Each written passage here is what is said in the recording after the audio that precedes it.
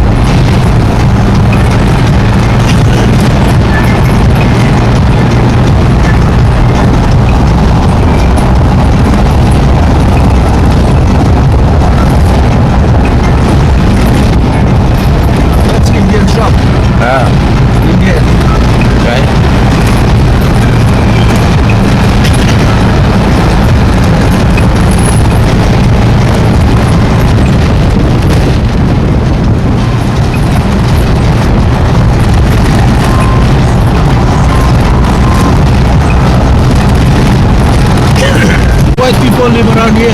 White people? Yes, very expensive. Oh, really? Yeah. White people mean French? Huh? English? French, English. No American? Huh? American here? Yes, American here. Oh, expensive. Oh, okay.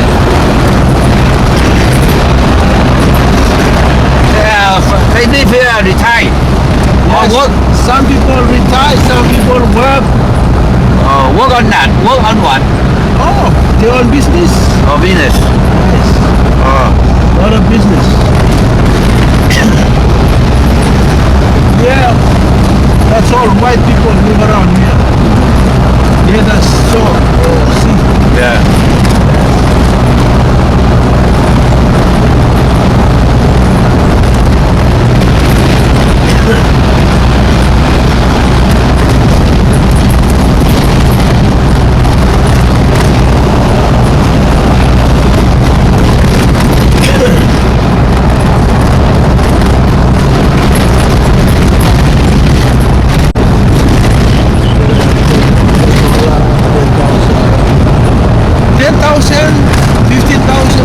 like with good view. 15,000? 20,000 with good view. 10,000 or less than 10,000. It's like this around here. Oh, okay. But you can rent it out. Oh, rent now. Rent who? Oh, when White people? you can organize with what we will call Kaikado, which is take an advertise for you.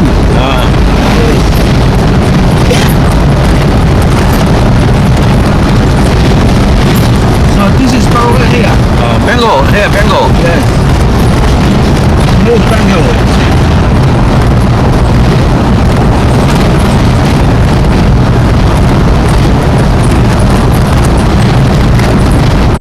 Yes. The sauce. Oh, nice. Yes. Nice.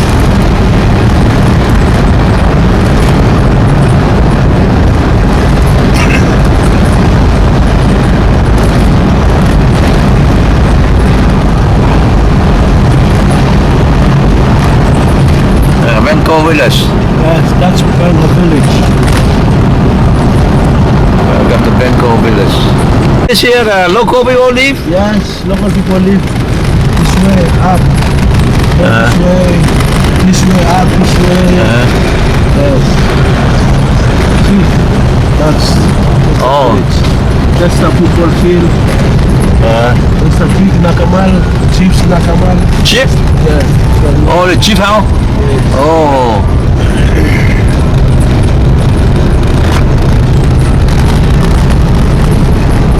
Each village a different chief? Huh? Each village a different chief. Okay. The village go up. Oh, okay.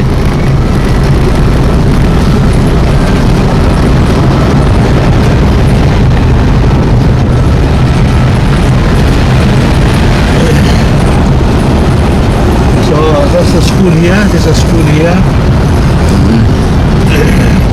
It's lunch hour. No.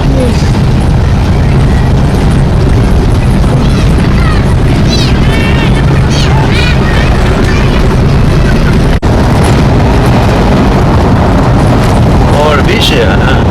See, Yeah. they're getting out the fish from the net. Huh? This one is a trap. Oh. Alrifes. Oh, okay. See, this one. What up? Trap to catch fish. So when the fish goes inside, doesn't. And they catch it. Yes. Ah, So the- now fish run this way, goes here, And they catch follow The neck? follow it right up to the end, and then on the second, the fish cannot come outside. Oh, funny, yeah. So when the low tide, All right. so they went and catch the fish. Oh, okay. How big?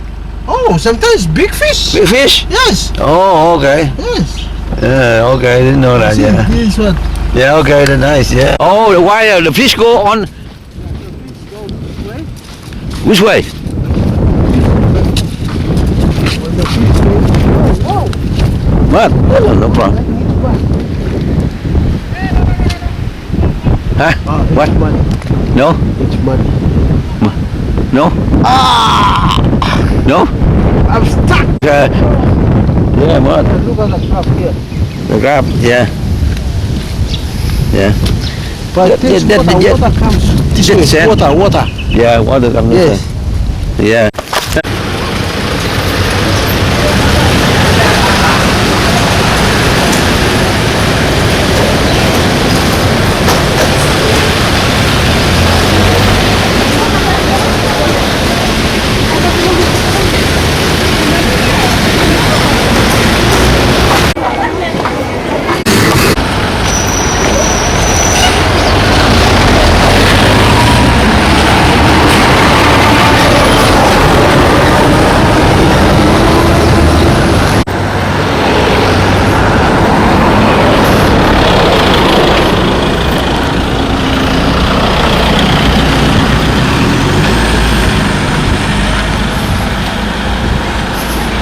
Chỗ này mấy cái tiệm mà toàn tàu không.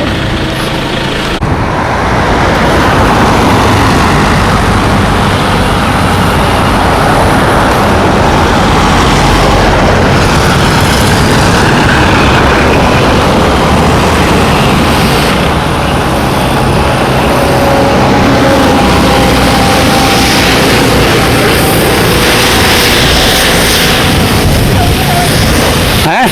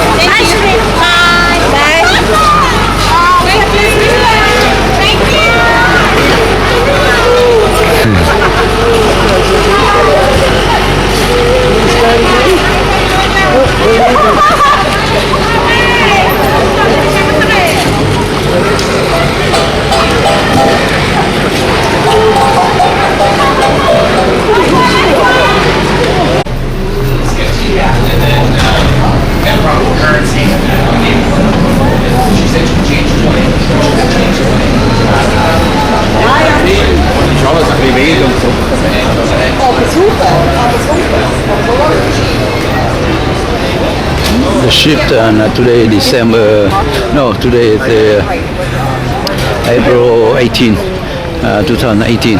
The ship leaving for Manila, the capital of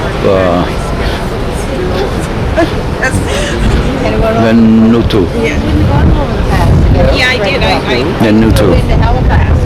So now he I have a very good 5 o'clock.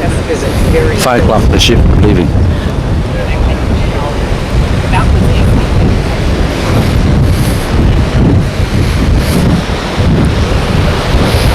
the rainbow. Yeah. Look at the rainbow.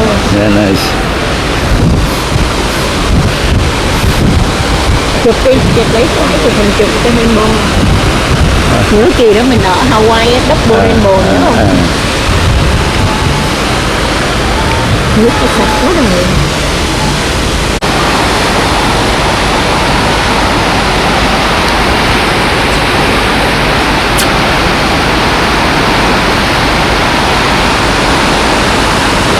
Ông Trump có cái máy cái liếm để nó hình để cái máy ông thâu.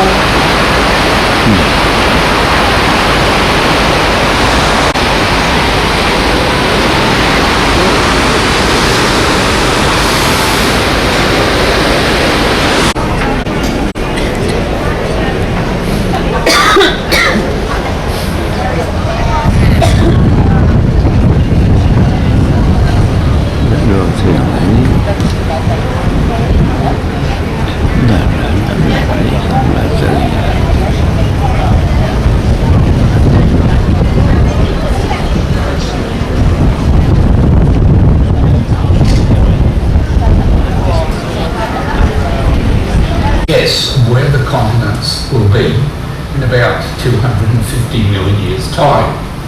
So if you look and see what's happened, first of all, you'll see Africa, South America split. You will see India head northwards. At about 30 million years ago, you'll see Australia head northwards. It's very hard to see what happens to New Zealand.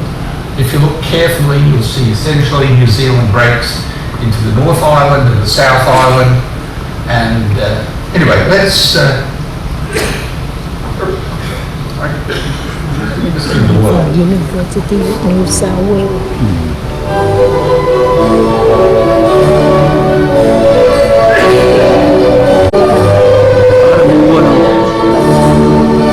Tectonic.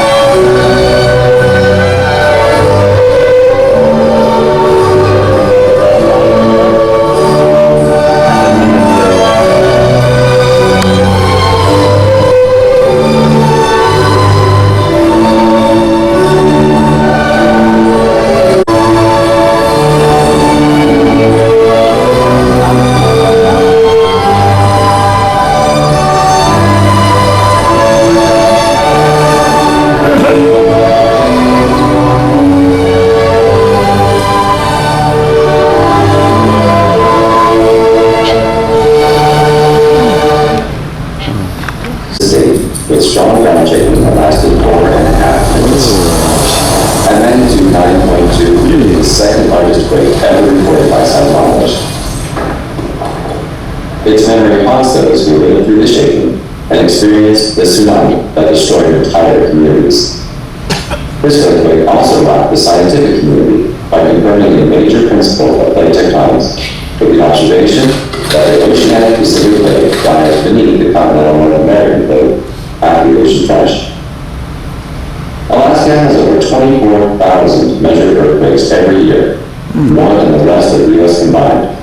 Shown here are only those above magnitude 6. On average, at least one strong magnitude 7 earthquake occurs every year. Between 1899 and 1986, 8 earthquakes of magnitude 8 or greater impacted different areas of the Aleutian subduction zone.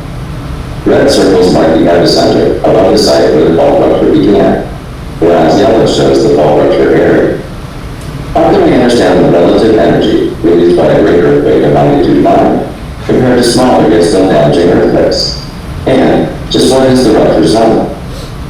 The energy released by earthquakes increases by a factor of 30 for each unit increase in magnitude. As an analogy, if breaking a single strand of plastic represents a magnitude 5 earthquake, then we need to break 30 strands to represent a 6, 900 strands for a 7, and 27,000 needles to represent a magnitude 8. To represent the energy released in a magnitude 9 earthquake, like the recent earthquake in Japan, we would need to break an immense bundle of 810,000 noodles. And the Alaska 1964 earthquake was even larger, at magnitude 9.2. To address the Great Earthquake rupture process, let's first examine the plate tectonics of the North Pacific region. The distribution of earthquake epicenters, shown earlier, roughly defines plate boundaries.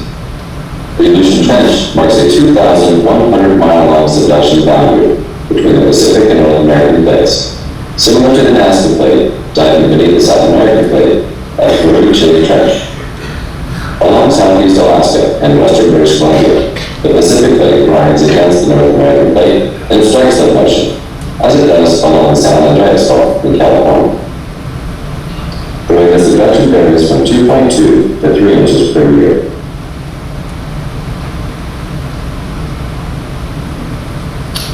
Okay, I was going to say, since we're talking about plates and pasta, I just want to brought along the plate, just in case we're all still hungry. I certainly wouldn't try that thing with the 810,000 pieces of pasta. I did actually meant to mention just before that video started, subduction is the process whereby one plate, in this case a piece of oceanic crust, goes underneath usually a bit of continental crust. It's a little complex, this diagram, but hopefully you get the basic message that this is nearly like a conveyor system with pieces of the oceanic crust and then the ocean above it. The oceanic crust then dives down under the continent. And then that last point, that it's not just the continents, but the continents are shelves of the continents. I couldn't really find a good spot to fit in the bit about the deep ocean trenches, and this was probably the least worst one. The Marianas Trench at the western edge of the Pacific Plate here is where the Pacific Plate actually goes down. There's a little plate there called the Philippines Plate, and you have the trench with the Challenger Deep. Interestingly, that the area there, which is part of the USA, is actually on their tentative World Heritage list. I spoke about World Heritage the other day. And the diagram on the right-hand side showing that the Marianas Trench, or the deepest part, in fact, that's 11,000 meters. Mount Everest, just a touch under 9,000 meters high. The other interesting trench, or the second deepest one, is in fact, we don't go over it, we go very close to it, is one just near Tonga, Kermadec Tonga Trench. There are active volcanoes there, as you see from the bottom right-hand corner. Again, this is where you've got the Pacific Plate going down. In this case, it goes down under the Australian Plate.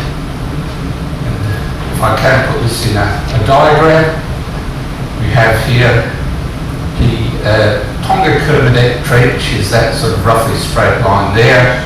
The Marianas Trench is down through there, that little Philippines Plate. The Pacific Plate is interesting because, unlike most of the other plates of the world that you can see, there's no major bit of continental crust on The Wellington Fault, one of the many active faults throughout New Zealand. The difference in level here shows how much movement there's been in about the last 10,000 years along this particular fault. Why is that so? Why are there so many earthquakes throughout New Zealand? We need to stand back and take a look at the really big picture. Here we are, New Zealand, where two tectonic plates collide.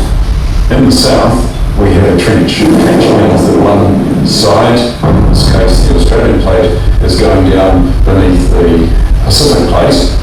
down to about 200 kilometres deep. And along that plate boundary, there are many earthquakes.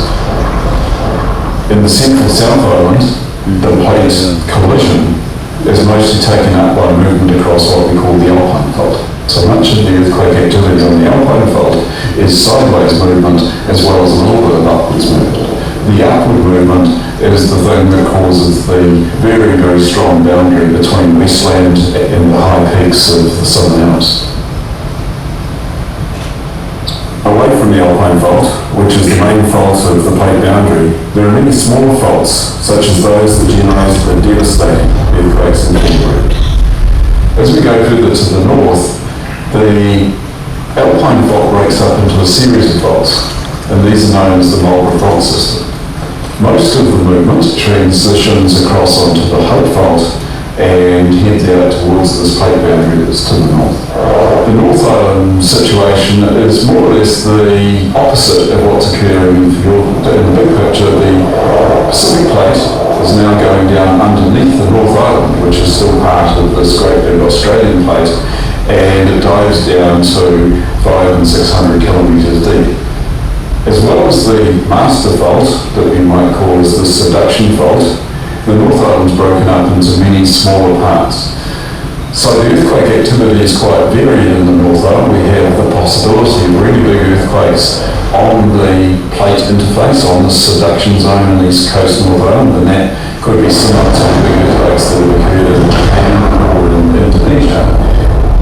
Smaller earthquakes, but maybe closer to the cities, like the Napier earthquake in 1931, and then when we get into the volcanic zone, that's where the land is pulling apart, and we see a different sort of fault again, and earthquakes are generally smaller on these faults.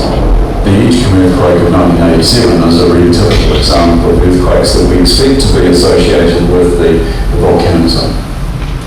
So that's the story of why we get big shakes in New Zealand. Living in an earthquake-prone country, you've got to always be prepared, no matter how high the risk might or might not appear to be. Remember, if the earth starts shaking, immediately drop, cover and hold.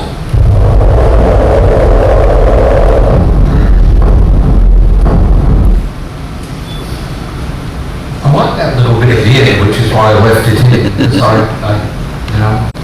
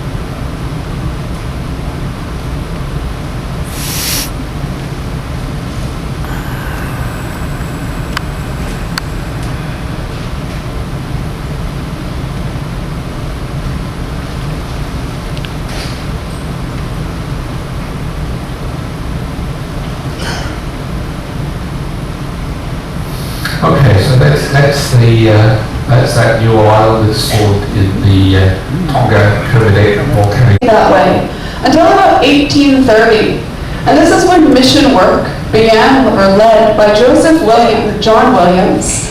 He found his way to the island, and it was a challenging initial introduction, as at this point Europeans still had not gained a warm reception from the native Samoans. So Europeans had titled these people as violent.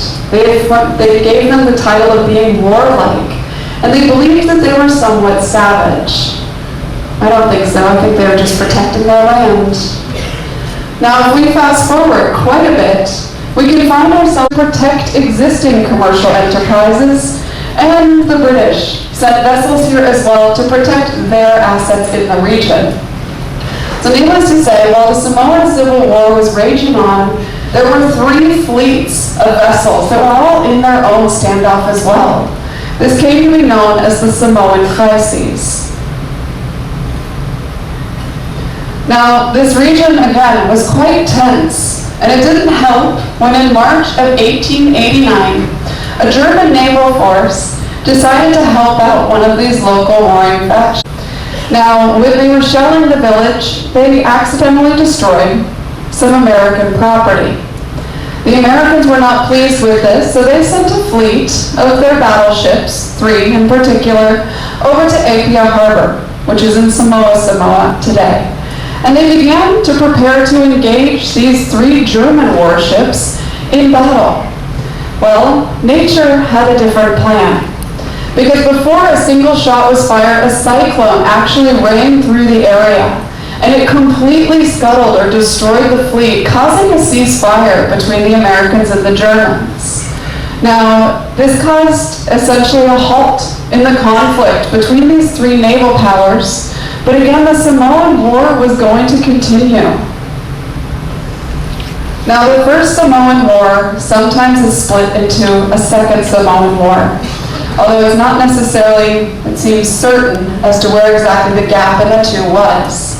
But essentially, the Samoan War reached a major head in about 1898. And this is when Germany, the United Kingdom, and the United States could not make a decision over who was going to have control over the Samoan Islands.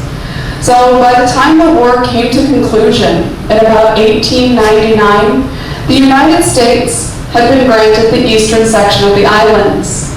The Germans were granted the western section of the islands, and the British were given some other islands that were previously German.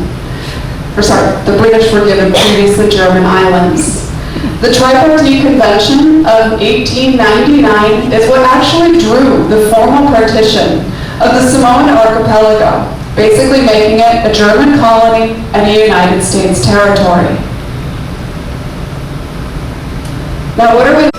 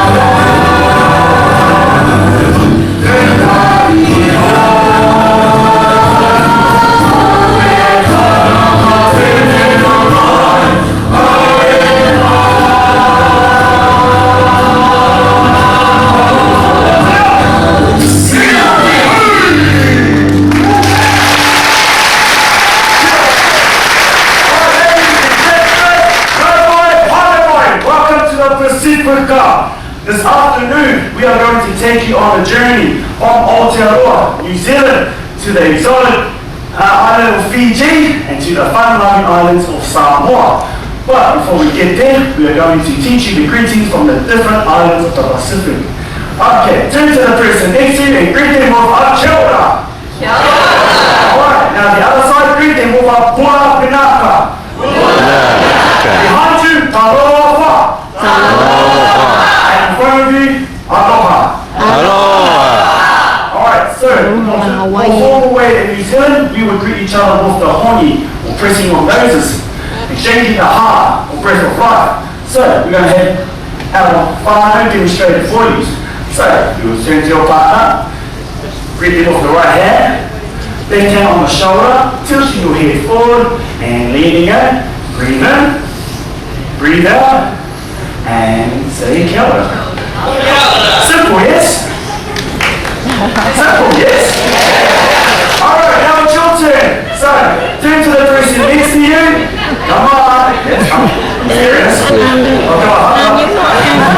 So, take them with the right hand, left hand on shoulder, tilt your head slightly forward, lean in, breathe in, Breathe in. and breathe out, and breathe in with a kia ora. Chora. Kia ora.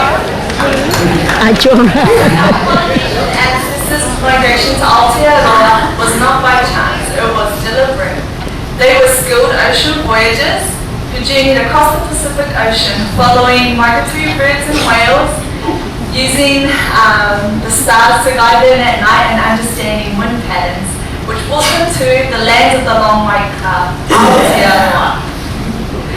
About 1300 AD, our ancestors arrived to a cool, vast archipelago with abundant wildlife on the land and marine life in the sea. We now invite you to join us and bring your waka, becoming one. Good. Keep on. Oh.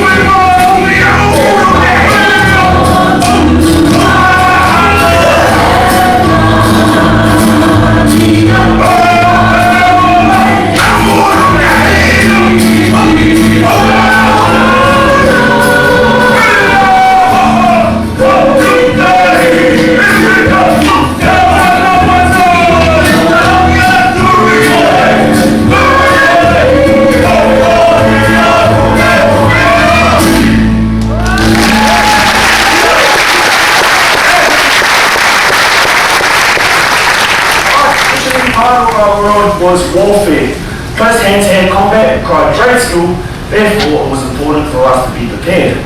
So we invite you now to sit back and relax and watch this demonstration of speed, agility and grace as we demonstrate preparatory exercises for battle. Kia ora. Much of traditional Maori society was based on warfare and weaponry. It was the ambition of every Maori warrior to die in battle, and warriors are bringing conditioned and be experts in weaponry and exercising quick, intricate combinations coupled with swift footwork, improved balance, coordination, and flexibility. fall. Strengthened wrists, increased agility and coordination.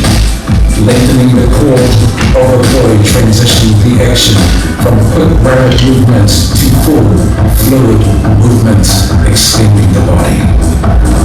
TT Toria. Another exercise which sticks with Florida to the rhythm of chants, helping warriors to practice hand-eye coordination and speed. A weapon deadly in its simplicity, mainly used as a striking weapon. The blow administered with this weapon could decapitate the enemy with one mighty blow. Taya, a close-quarters style weapon used to defend and deliver fatal maneuvers, short, sharp strikes, or stabbing thrusts with quick.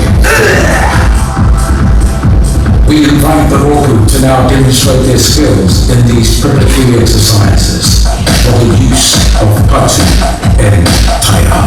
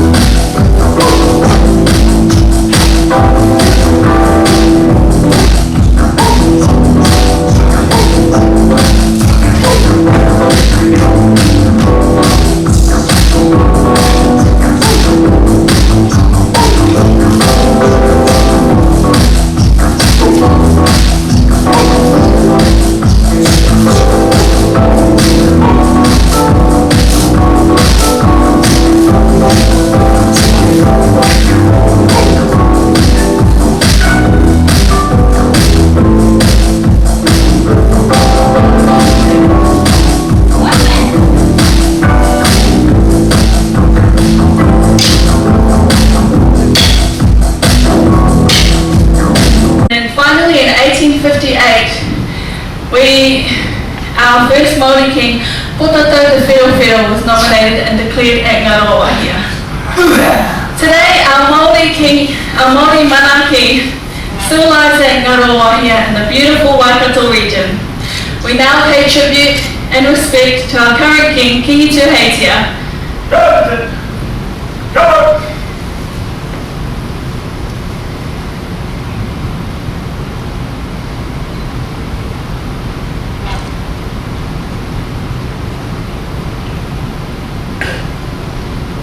We sing for you E Noho Tuheitia.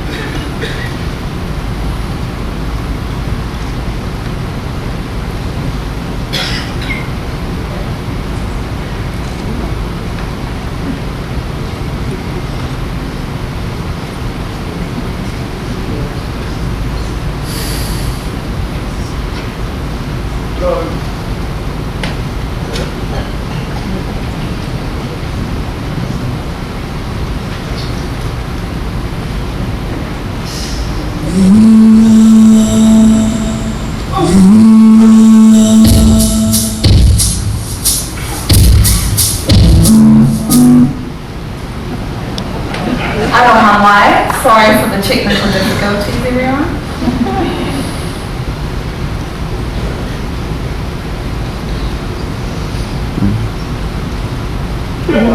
Đó là Vifision. Oh,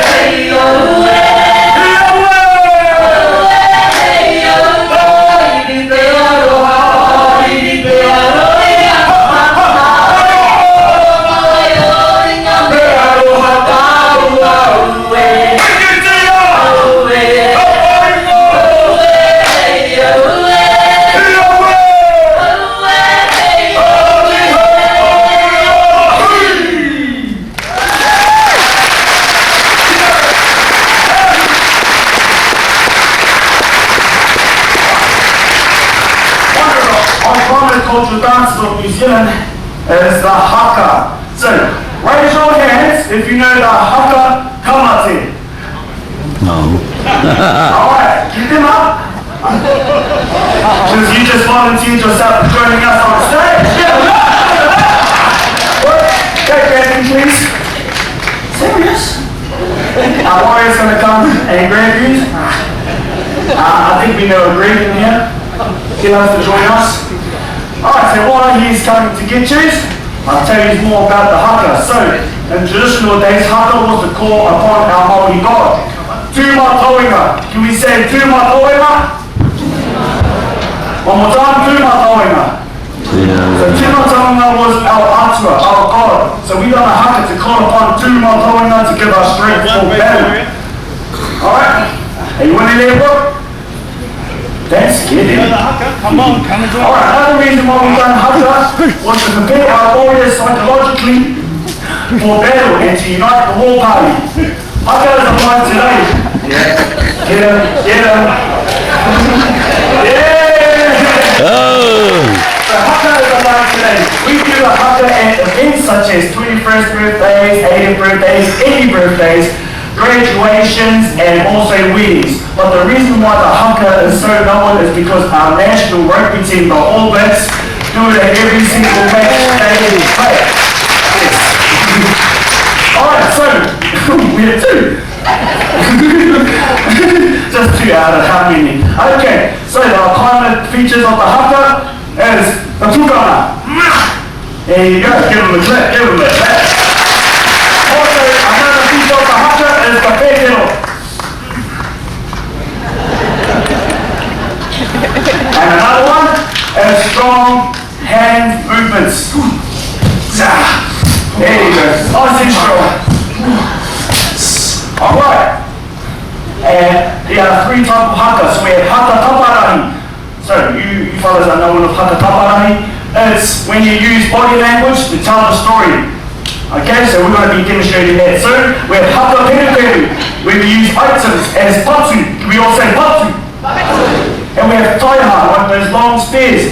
So we use the implements to tell the story. And our last one is haka porphyry. Can we say haka porphyry? Okay, So appropriate. have any of you been to a marae or meeting house in New Zealand? So before you actually allow it onto the land, you can't just help yourself and go, oh look, good photo. You have to get welcomed on. So our father, our family do a haka porphyry. So before you actually come on, we have a whare tupuna. And you walk on, while you're walking on, our Māori whānau are doing a haka porphyry to welcome you on. And there's our three haka. So, give it up for these two. I think that's great. That's great. I think these are teaching. Okay, so we have three commands before we get into the haka. So, kiro, hands to the side. Kia uli, shaking of the hands. The life force within you, that's what that means. And sometimes if you're nervous,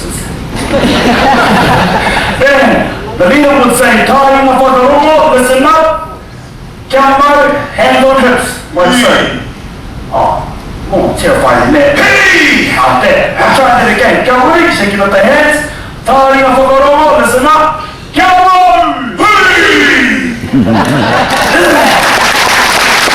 Alright, great, excellent. You're going to slap the legs twice and pull it in together. So, you fellas, he's going to show you the actions and I'm going to say the words. Turn and pull. Pull and slap, slap, pull.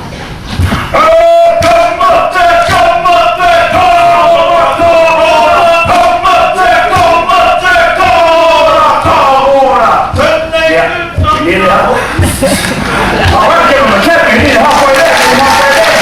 So, after the last pull, we're going to go with our right, left, and down. We go to that, right, left, and down. And right, left, and down. Alright, let's add those actions together. Set the legs and pull. 3, 4.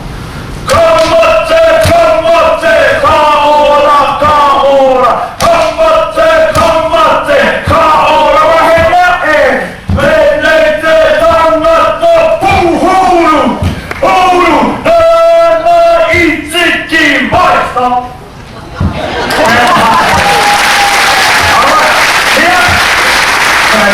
Last action was here, and the next action is you're going to switch over and praise the Lord. Okay? Switch over and praise the Lord. We're going to salute to the left and we're going to salute to the right. We're going to do that 2 times. Salute. Then we're going to switch over again, up and finish. Alright. We got this. Alright, can we have a warrior in the middle, please? Yeah, that one. Yeah, there we go. Ready? All right, get up. Coming.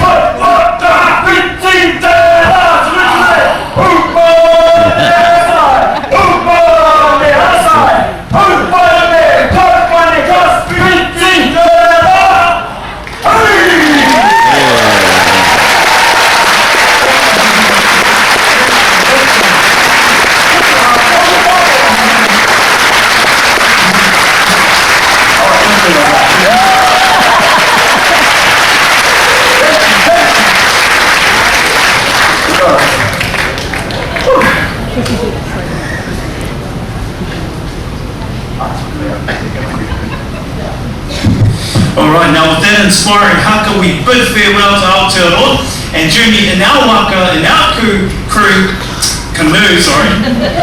and in our northern to the beautiful islands of Fiji.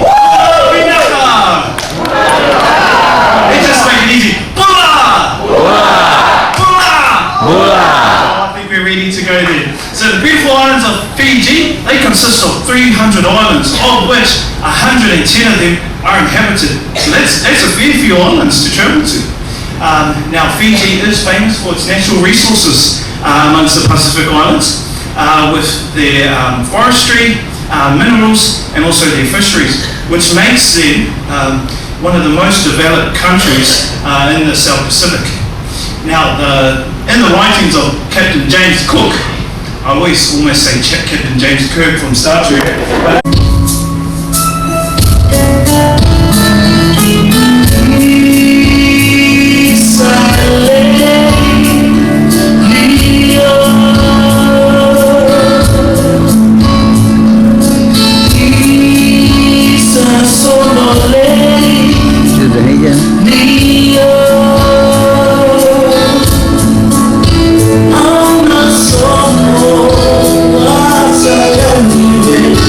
Go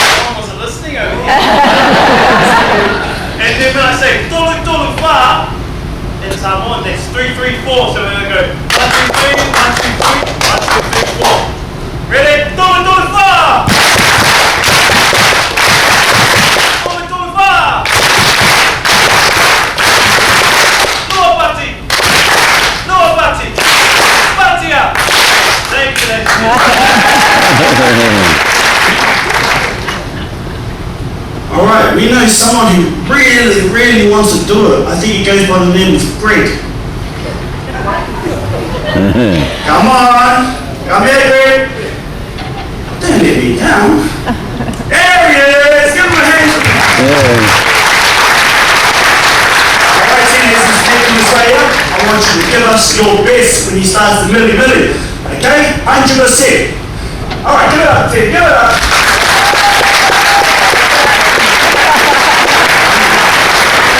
Oh my goodness. Milli-milli! Milli-milli! Hatia! Hatia! Hatia! Luar party! Luar party! Jawa Jawa! Jawa Jawa!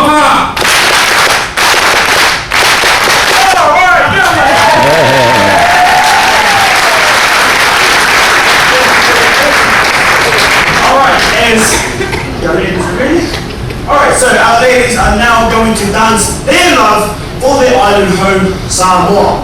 Followed by me and Brooke, demonstrating the amazingly quick, agile dance, demonstrating the whātau pati. Kia ora.